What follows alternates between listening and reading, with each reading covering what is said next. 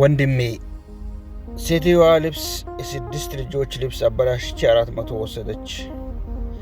የገዛችው 36 ወይም ደግሞ 39 ነው እና ቢሮ ብሄድ መፍትሄ ያገኛለሁ ወይ?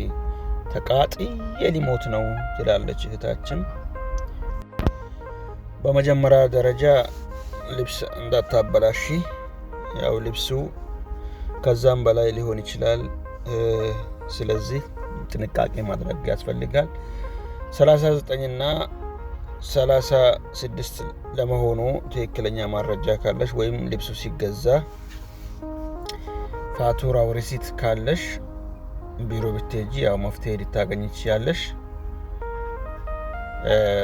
ስለዚህ በመጀመሪያ ጥንቃቄ ማድረግ አለብሽ ራስሽ ነው። በነገራችን ላይ ሁላችንም ማየት ያለብን እያንዳንዱ ነገራችን በኮንትራት የተጻፈ ነገር ካለ፣ ለምሳሌ እቃዎች ቢበላሹ ተጠያቂ የሚሰበር እቃ ከተሰበረ፣ እንደዚህ ልብስ ከተበላሸ ሰራተኛው ተጠያቂ የሚያደርግ ውል ካለ ልትከፊ ትችያለሽ። ይህ ነገር ከሌለ ላትከፊ ወይም ደግሞ ሰራተኛው አይከፍልም የሚል ነገርም ካለ ላትከፊ ትችያለሽ። ይህንን ያው ሙሳነት በሚለው የኮንትራት ውልሽን በዛ አፕሊኬሽን ምናልባት የተሞላልሽ ከሆነ ቼክ ማድረግ ትችያለሽ። እና ውዶቼ በሰሞኑ የሚሰራቸው ቪዲዮዎች እየታገዱብኝ ነው። ማን እንትን እንደሚያደርገው አላቅም። ስለዚህ ረዘም አሉ ቪዲዮዎችን ለመስራት ዩቲዩብ ላይ ገብታችሁ ሰብስክራይብ ብታደርጉ ብዙ ቪዲዮዎችን እዛ እለቃለሁ ማለት ነው። አሁን በሰሞኑ በዚህ 2 ቀን የለቀኩት ቪዲዮ ያው ጋይድ ላይን እያለ እያጠፋብኝ ነው። አንዳንድ ጊዜ ደግሞ ጠዋት እለቀዋለሁ እስከ ቀን ድረስ ምንም አይነት እይታ አያገኝም። ይህም ምክንያቱ ምንድነው?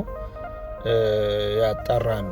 ንግግሬ ስቢንን በተመለከተ ከህገ መንግስቱ አንጻር ከሀገሪቱ ህግ አንጻር እያለ ብዙ ነገር እንትን አደርግና ከዛ በኋላ ነው ይለቀዋል፣ ይደርሳችኋል ማለት ነው።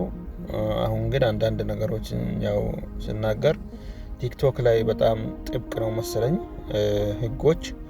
ስለዚህ እያጠፋብኝ ስለሆነ አንዳንድ መረጃዎችን በዩቲዩብ በኩል ላስተላለፍ ስለፈለኩኝ ሁላችሁም ዩቲዩብን ገብታችሁ ሰብስክራይብ አድርጋችሁ የሚለቃቸውን ቪዲዮዎች በደንብ ዲቴይል ገብተንም መማማር አለብን ነገር ለመማማር እዛ ገብታችሁ ሰብስክራይብ ብታደርጉ እናንተም ተጠቃሚ ትሆናላችሁ ማለት ነው። ሰላም አለይኩም።